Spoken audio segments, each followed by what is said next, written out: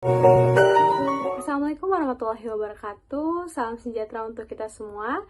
Selamat datang di KOKMP, Komunitas Kajian Ilmu Manajemen Pendidikan yang dibina oleh Bapak Amril Muhammad selaku dosen manajemen pendidikan Universitas Negeri Jakarta.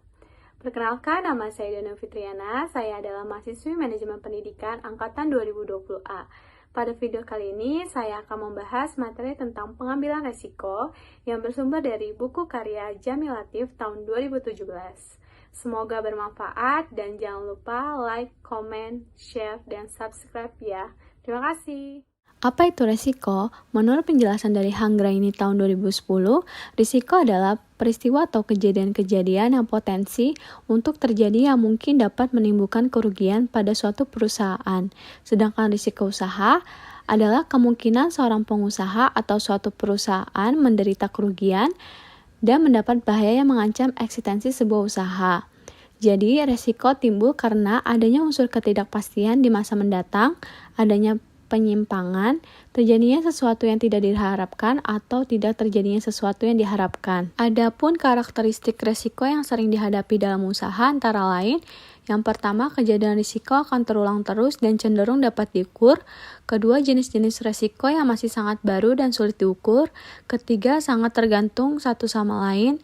Yang keempat, bersifat kompleks. Dengan demikian, dalam mengelola resiko harus dilakukan secara efektif dan harus mengenali macam-macam resiko yang menjadi dasarnya dan juga hubungan-hubungan yang terkait dengan resiko yang sedang dihadapi. Berikut beberapa faktor yang menyebabkan resiko usaha terjadi, yaitu pertama, faktor perubahan lingkungan, kedua, faktor sosial, ketiga, faktor ekonomi, keempat, faktor gaya hidup, kelima, faktor kemajuan teknologi, keenam, faktor budaya, dan yang ketujuh, kesalahan strategi pemasaran atau marketing.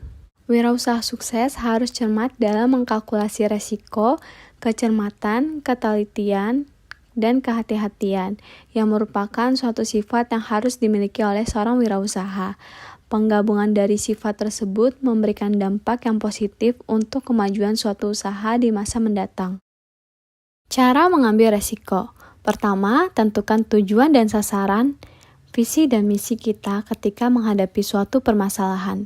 Kedua, carilah kemungkinan adanya alternatif lain dari resiko yang akan terjadi. Ketiga, kumpulkan semua informasi yang bisa kita peroleh sebagai bahan pertimbangan. Dan yang keempat, putuskan dan yakinlah bahwa kita telah menyusun rencana kita dengan sangat baik. Selanjutnya, upaya yang dilakukan untuk menghindari atau memperkecil resiko menurut Hanggraini tahun 2010 yaitu pertama, ada avoid, yaitu menghindari resiko tersebut karena terlalu besar bagi perusahaan. Misalnya, perusahaan menolak satu bentuk usaha dikarenakan terlalu beresiko. Yang kedua, ada minimize, yaitu mengurangi atau mengontrol, misalnya dengan cara meningkatkan pengawasan, mengubah proses, atau lain sebagainya. Yang ketiga, ada spread, atau transfer dan membagi resiko dengan cara diverifikasi, subkontrak, outsourcing, joint venture, hedging, atau asuransi. Dan yang keempat ada expect. Dengan catatan resiko ini masih masuk dalam resiko yang ditoleransi perusahaan. Oke, berikutnya ada tips dan trik. Yang pertama, perlu dipahami bahwa resiko tidak untuk menjadi penghambat untuk maju. Resiko harus diambil sebagai konsekuensi menginginkan sesuatu yang lebih baik atas keberhasilan.